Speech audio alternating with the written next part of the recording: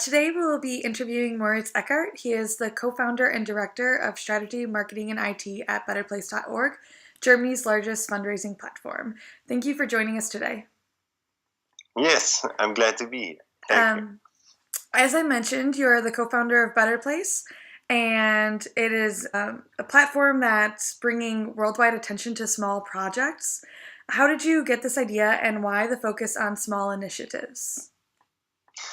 Yes, so I'm just one of the co-founders. There are a few others, and we founded this platform, betterplace.org, 10 years ago, with the big idea of using this great new infrastructure called internet, not only for finding or for looking for a new car on eBay, or for looking for a new wife or partner on a dating platform, but for looking for a new charity project as well.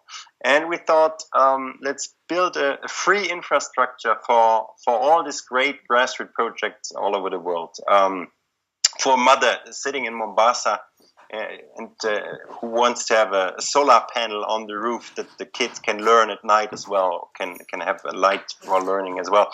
So all these small grassroots projects can present their projects on the platform and can ask for donations or volunteering or donations in kind. And we came up with this idea while traveling through the world mostly and seeing all these great grassroots projects and seeing that most of them don't have the connection to the big NGOs or to the big development agencies. They were kind of under the radar of these big institutions. So we tried to close this gap between all these small grassroots projects and the big NGOs. And yeah, right now there are, I think, more than 20,000 of these projects on betterplace.org and looking for donations and giving feedback online over the platform back to the donors. So since co-founding BetterPlace, you have also begun to work at BetterPlace Lab. Can you share some examples of your work from there?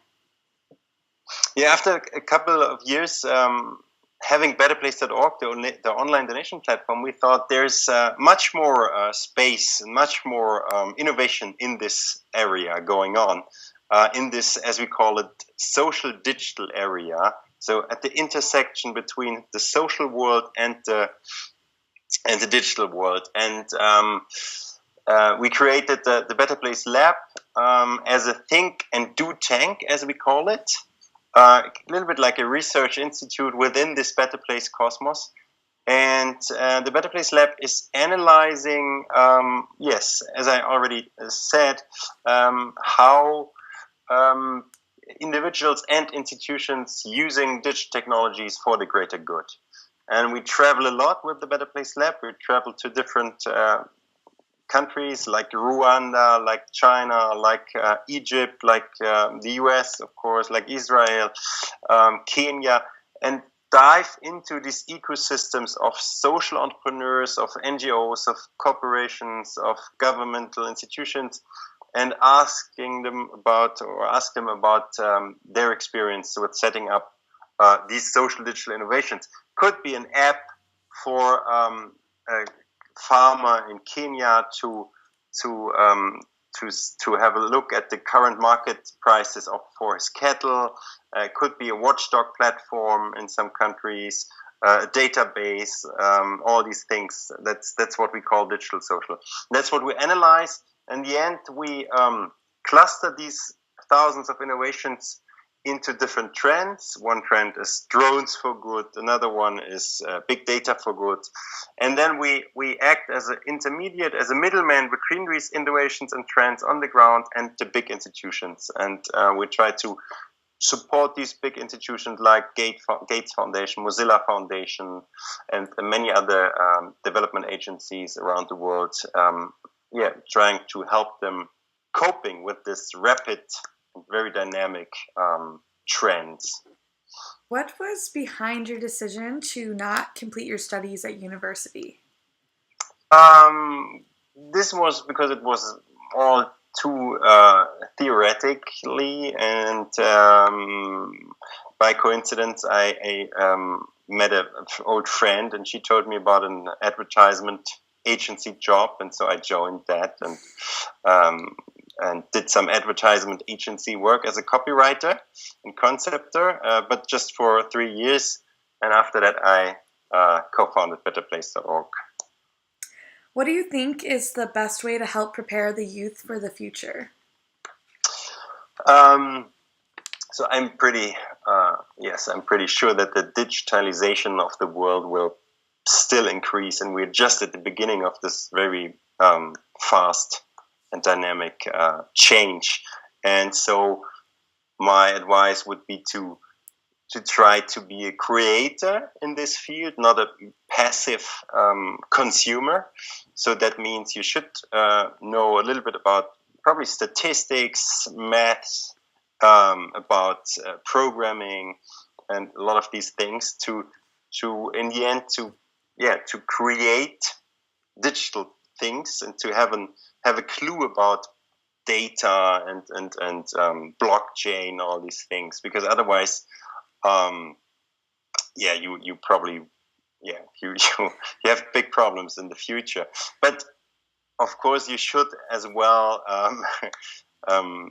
stay in the real world for a lot of time and learn a lot of other things. But this would be my advice to be prepared for the future. So become a creator of this digital world.